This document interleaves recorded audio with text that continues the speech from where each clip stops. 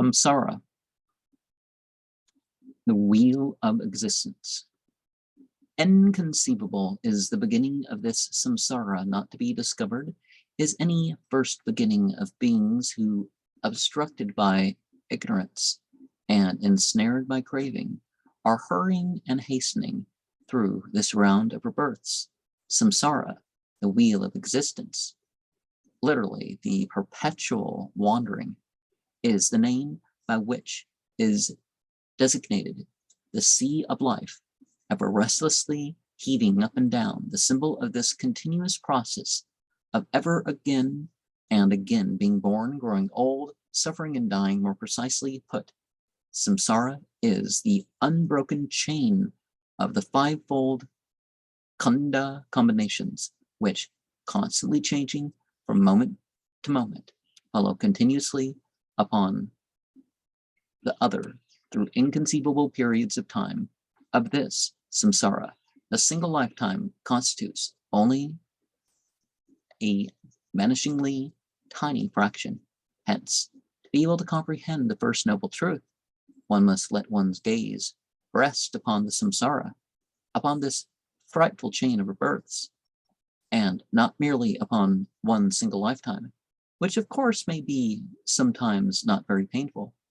Which do you think is the more, the flood of tears, which weeping and wailing you have shed upon this long way, hurrying and hastening through this round of rebirths, united with the undesired,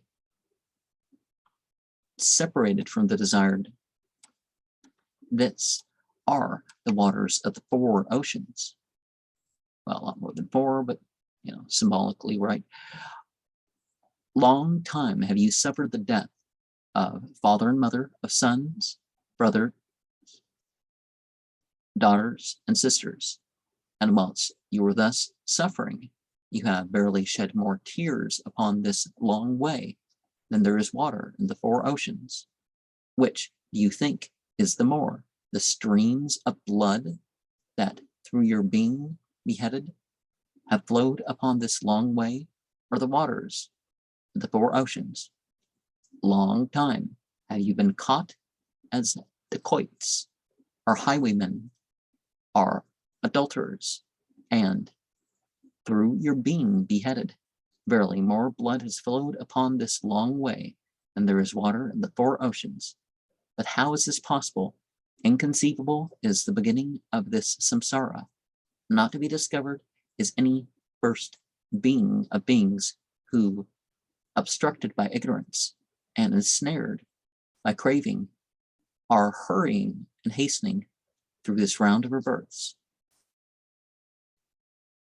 And thus have you long time undergone suffering, undergone torment, undergone misfortune, and filled the graveyards full, barely long enough to be dissatisfied with all the forms of existence, long enough to turn away and free yourself from them all. From them all, yes. Well, inconceivable could be a hint at, well, it's not quite the case. But here there's this cycle that you joined in, and, the point is to be beyond the cycle a bit. And if you're attached to this or that, oh, sure, you have responses to gain and loss.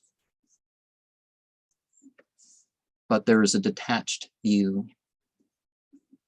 It's a little more complex than that, right?